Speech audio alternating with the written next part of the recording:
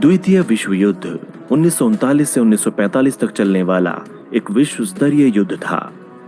लगभग 70 देशों की जल, थल और वायु सेनाओं ने इस महायुद्ध में भाग लिया था। इस युद्ध में विश्व दो भागों में बटा हुआ था, मित्र राष्ट्र और धुरी राष्ट्र। इस युद्ध के दौरान पूर्ण युद्ध का मनोभाव प्रचलन में आया, क्योंकि इस युद्ध में लिप्त सारी महाशक्तियों ने अपनी आर्थिक, औद्योगिक तथा वैज्ञानिक क्षमता इस युद्ध में झोंक दी थी। इस युद्ध में दुनिया के अलग अलग देशों के लगभग 10 करोड़ सैनिकों ने हिस्सा लिया था तथा यह मानव इतिहास का सबसे घातक युद्ध साबित हुआ। इस महायुद्ध में लगभग 5 से 7 करोड़ व्यक्तियों की जानें गईं, क्योंकि इसके महत्वपूर्ण घटनाक्रमों में असैनिक नागरिकों का नरसंहार, जिसमें होलोकॉस्ट भी शामिल है, तथा परमाणु हथियारों का एकमात्र इस्तेमाल भी शामिल है, जिसकी वजह से युद्ध के अंत में मित्र राष्ट्रों की जीत हुई। इसी कारण यह मानव इतिहास का सबसे भयंकर युद्ध था। प्रथम विश्व युद्ध की विभीषिका से त्रस्त होकर तथा भविष्य में इसे रोकने के लिए 1919 में राष्ट्र संघ यानी लीग ऑफ नेशंस की स्थापना की गई, परंतु यह संस्था द्वितीय विश्व युद्ध को रोकने में पूरी तरह से विफल रही। 20 वर्षों की छोटी अवधि में ही दूसरा विश्व युद्ध हुआ, जो पहले से भी अधिक विनाशकारी था। इस युद्ध के अनेक कारण प्रथम विश्व युद्ध के कारणों से मिलते जुलते हैं।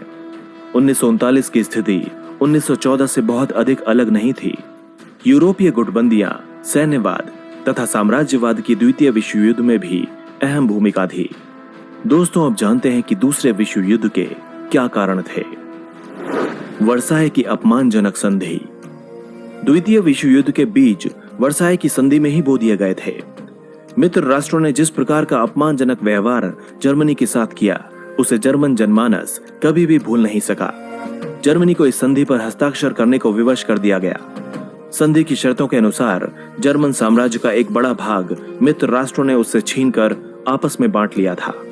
उसे सैनिक और आर्थिक दृष्टि से भी अपाहिज बना दिया गया। इसीलिए जर्मन वर्साय की संधि को एक राष्ट्रीय कलंक मानते थे। मित्र राष्ट्रों के लिए उनके दिल में बदले की भावना भड़की हुई थी। हिटलर ने इस बदले की भावना को और अधिक भड़काया और जर्मनी की सत्ता हथिया ली। सत्ता में आते ही उसने वर्साय की संधि की धज्जियां उड़ा दी और घोर आक्रामक नीति अपनाकर दूसरा विश्व युद्ध शुरू कर दिया। तानाशाही शक्तियों का उदय। प्रथम विश्व युद्ध के बाद यूरोप में तानाशाही शक्तियों का उदय और विकास हुआ। इटली में मुसोलिनी और जर्मनी में हिटलर तानाशाह बन बैठे। प्रथम विश्व युद्ध में इटली मित्र राष्ट्रों की ओर से लड़ा, परंतु पेरिस शांति सम्मेलन में उसे कोई खास लाभ नहीं हुआ। इससे इटली में असंतोष की भावना जगी। इसका लाभ उठाकर मुसोलिनी ने फासीवाद की स्थापना कर सारी शक्तियां अपने हाथों में ले ली। वो इटली का निरंकुश शासक बन गया। यही स्थिति जर्मनी में भी थी। हिटलर ने नाजीवाद की स्थापना की तथा जर्मनी का तानाशाह बन गया। मुसोलिनी और हिटलर दोनों ने ही आक्रामक नीतियां अपनाई और दोनों ने राष्ट्र संघ की सदस्यता भी त्याग दी तथा अपनी शक्ति बढ़ाने में लग गए। उनकी नीतियों के कारण दूसरा विश्व युद्ध होना लगभग तय हो गया था। साम्राज्यवादी प्रवृत्ति। दूसरे विश्व युद्ध का एक मुख्य कारण बना साम्राज्यवाद।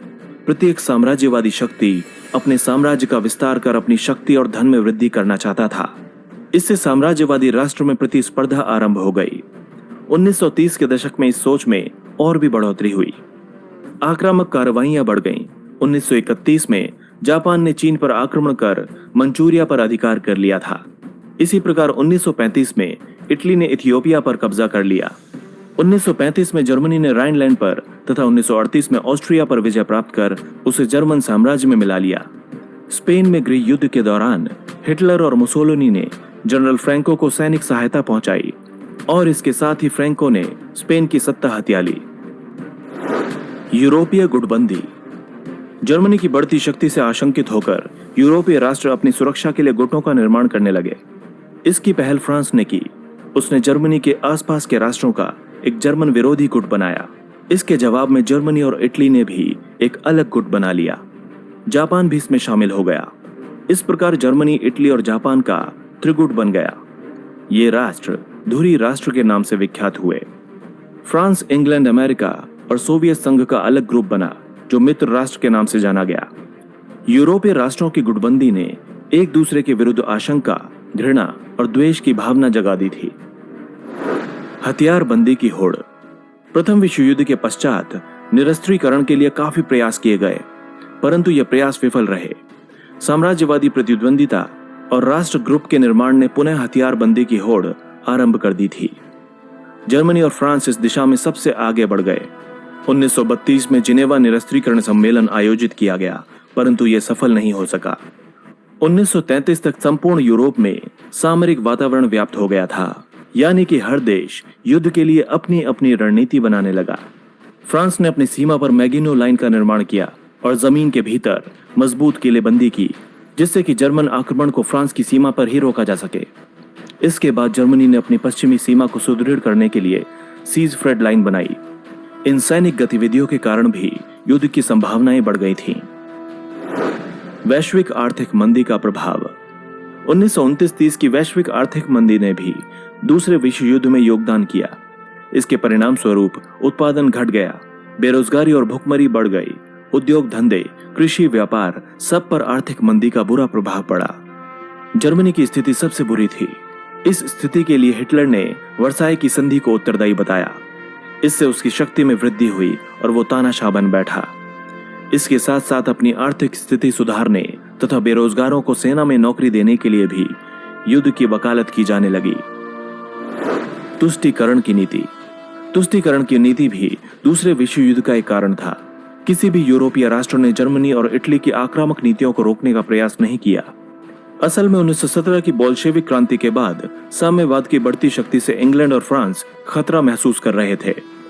दूसरी ओर जर्मनी, इटली और जापान धुरी राष्ट्र संवाद के विरोधी थे। इसीलिए इंग्लैंड और फ्रांस चाहते थे कि फासीवादी शक्तियां धुरी राष्ट्र साम्यवाद का विरोध करें और वे सुरक्षित रहें। इस तुष्टीकरण की नीति की प्रतिमूर्ति ब्रिटिश प्रधानमंत्री चैम्बरलेन था। इसीलिए जर्मनी, इटली, जापान और स्पेन के मामलों में इंग्लैंड और फ्रांस ने हस्तक्षेप नहीं किया। इससे फासीवादी शक्तियों के हौसले और भी बढ़ गए। म्यूनिख समझौता। चेकोस्लोवाकिया पर जर्मनी की निगाहें लगी थीं। चेकोस्लोवाकिया जर्मनी के लिए औद्योगिक और सामाजिक दृष्टिकोण से काफी महत्वपूर्ण था। इसीलिए हिटलर ने चेकोस्लोवाकिया के एक भाग सुडेटनलैंड पर अपना दावा पेश किया। यहाँ अस्त्र शस्त्र बनाने का बड़ा कारखाना था। यहाँ बड़ी संख्या में जर्मन भी निवास करते थे। इसीलिए हिटलर ने यह धमकी दी कि अगर चेकोस्लोवाकिया जर्मनी को सुडेटनलैंड नहीं देता है तो वो चेकोस्लोवाकिया पर आक्रमण कर इसे बलपूर्वक ले लेगा। इस समस्या के समाधान के लिए 1938 में म्यूनिख समझौता किया गया। इसमें हिटलर की शर्तें मान ली गईं। हिटलर ने सुडेटनलैंड पर अधिकार कर लिया। इसके बाद 1939 में उसने संपूर्ण चेकोस्लोवाकिया भी हड़प लिया। इससे जर्मनी और इटली के हौसले बुलंदियों पर पहुंच गए। सामूहिक कार्यवाही तथा जन मोर्चों की विफलता। फासीवादी शक्तियों की आक्रामक नीति का सामना करने के लिए सोवियत संघ और अन्य राष्ट्रों ने सामूहिक कार्रवाई की योजना बनाई। फ्रांस में जन मोर्चे फासीवादी शक्तियों के विपरीत सफल रहे, परंतु अन्य राष्ट्रों में यह प्रयोग विफल रहा। राष्ट्र संघ की विफलता। दूसरे विश्व युद्ध का प्रमुख कारण राष्ट्र संघ की विफलता भी थी। इसकी स्थापना इस तरह के युद्धों को रोकने और विश्व में शांति बनाए रखने के लिए की गई थी, परंतु यह अपने उद्देश्यों में असफल रहा। यह महाशक्तियों के विरुद्ध कोई कार्रवाई नहीं कर सका। अपनी निजी सेना के अभाव, बड़े राज्यों के दबाव तथा अन्य बहुत सी दुर्बलताओं के कारण राष्ट्रसंघ की उपयोगिता समाप्त हो गई थी। जापान, जर्मनी और इटली राष्ट्रसंघ से अलग होकर अपनी मनमानी करने लगे थे। राष्ट्रसंघ उन्हें रोक नहीं सका। इससे छोटे छोटे राष्ट्रों का विश्वास राष्ट्रसंघ से उठ गया। तत्कालीन कारण। 1939 तक यूरोप पर युद्ध के बादल छा गए थे। अप्रैल 1939 में हिटलर ने पोलैंड से डोजिंग बंदरगाह तथा पोलिश कॉरिडोर जर्मनी को वापस करने की मांग रखी। पोलैंड ने इसे स्वीकार नहीं किया। इससे अंतर्राष्ट्रीय संकट उत्पन्न हो गया। इस समस्या को सुलझाने के काफी प्रयास किए गए, परंतु वे सभी विफल हो गए। इस बीच पोलैंड ने जर्मनी और फ्रांस के साथ संधि कर ली। इसके द्वारा पोलैंड को आश्वासन दिया गया कि जर्मनी द्वारा आक्रमण की स्थिति में इंग्लैंड तथा फ्रांस पोलैंड की सैनिक सहायता करेंगे। दूसरी ओर पोलैंड द्वारा वार्ता के लिए जर्मनी की उपेक्षा से क्रुद्ध होकर हिटलर ने 1 सितंबर 1939 को पोलैंड पर आक्रमण कर दिया। 3 सितंबर को इंग्लैंड और फ्रांस ने भी जर्मनी के विरुद्ध युद्ध की घोषणा कर दी। इस प्रकार द्वितीय विश्व युद्ध का प्रारंभ हो गया। द्वितीय विश्व युद्ध की प्रमुख घटनाएं। 1 सितंबर 1939 को पोलैंड पर जर्मन आक्रमण के साथ ही द्वितीय विश्व युद्ध का बिगुल बज उठा। जल्दी ही इंग्लैंड और फ्रांस ने भी जर्मनी के विरुद्ध युद्ध की घोषणा कर दी। उधर जर्मनी ने पोलैंड पर अधिकार कर लिया। 1 सितंबर 1939 से 9 अप्रैल 1940 तक का काल नकली युद्ध अथवा फोनी वॉर का काल माना जाता है, क्योंकि इस अवधि में युद्ध की स्थिति बने रहने पर भी कोई वास्तविक युद्ध नहीं हुआ था। 9 अप्रैल 1940 को जर्मनी ने नॉर्वे तथा डेनमार्क पर आक्रमण कर उन पर अधिकार कर लिया। जून 1940 तक जर्मन सेना ने बेल्जियम और हॉलैंड के अतिरिक्त फ्रांस पर भी अधिकार कर लिया। मजबूर होकर फ्रांस को आत्मसमर्पण करना पड़ा। फ्रांस के बाद इंग्लैंड की बारी आई।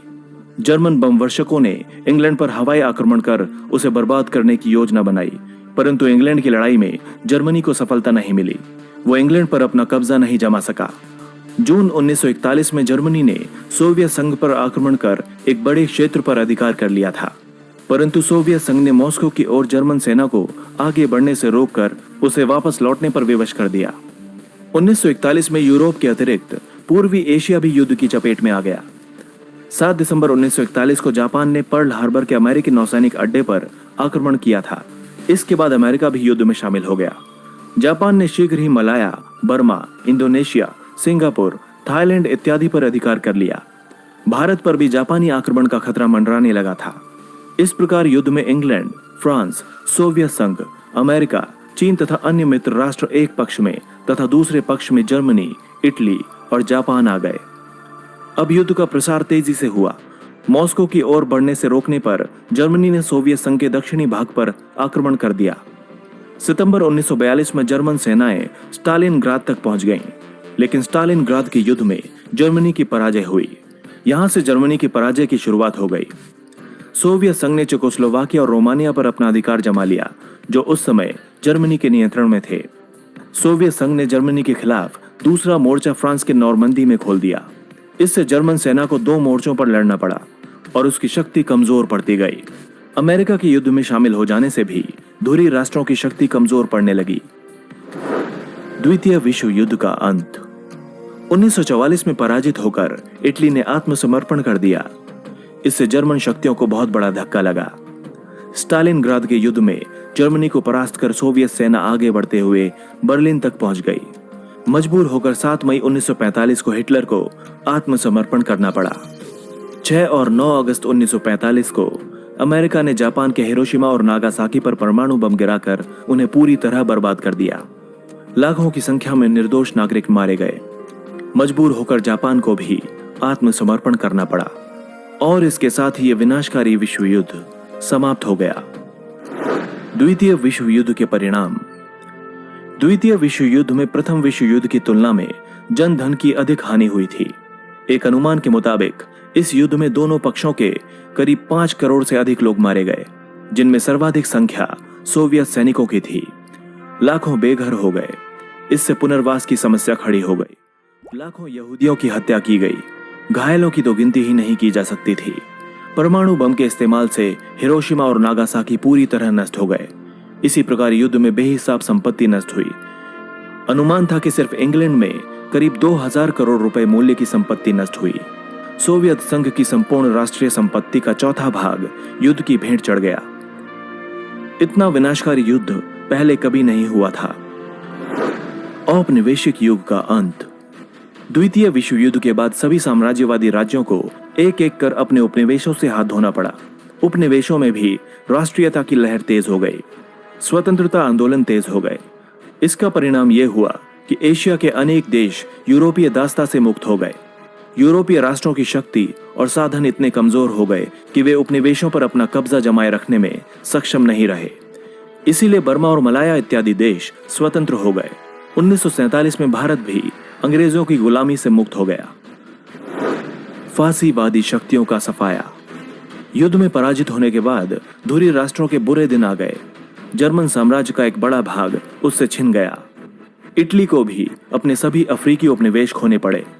जापान को भी उन क्षेत्रों को वापस करना पड़ा जिन पर वो अपना अधिकार जमाए हुए था। इन राष्ट्रों की आर्थिक और सैनिक स्थिति भी दयनीय हो गई। संयुक्त राष्ट्र की स्थापना। द्वितीय विश्व युद्ध के बाद एक अंतर्राष्ट्रीय संगठन की स्थापना जरूरी हो गई थी। जिससे कि विश्व शांति बनाई जा सके एवं भविष्य में दोबारा इस प्रकार के विनाशकारी युद्ध न हो। अमेरिका की पहल पर 24 अक्टूबर 1945 को संयुक्त राष्ट्र संघ की स्थापना की गई। दोस्तों, इसी तरह की इंटरेस्टिंग और इन्फॉर्मेटिव वीडियोस देखने के लिए हमारे चैनल हिस्टोरिक हिंदी को आज ही सब्सक्राइब करें और बेल आइकन को दबाना ना भूलें।